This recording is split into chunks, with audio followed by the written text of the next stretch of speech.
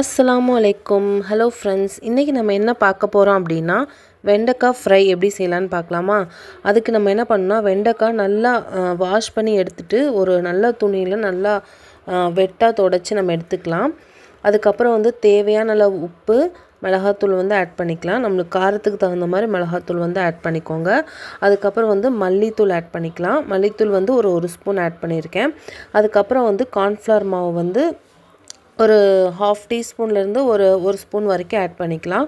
அதுக்கப்புறம் chilli chicken masala இருக்குது பார்த்தீங்களா, அது ஆப்ஷனல் தான். உங்களுக்கு வேணும்னா ஆட் பண்ணிக்கலாம், இல்லாட்டி அதை விட்டுடலாம். அரிசி மாவு ஒரு ½ ஸ்பூன் ஆட் பண்ணிக்கலாம்.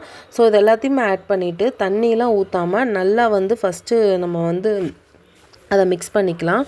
கண்டிப்பாக வெண்டைக்காய் ரொம்ப ட்ரையாக இருக்கணும். அப்போ மட்டும் நம்மளுக்கு அந்த வழுவழுப்பு தன்மை இல்லாமல் நம்மளுக்கு நல்லாயிருக்கும்.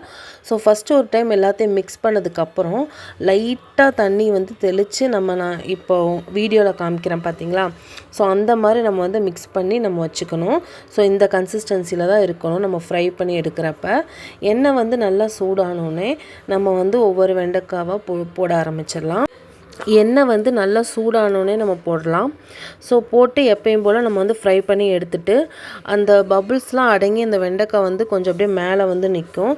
ஸோ அந்த டைம் தான் நம்மளுக்கு கரெக்டாக நம்ம எடுக்கிற டைமு.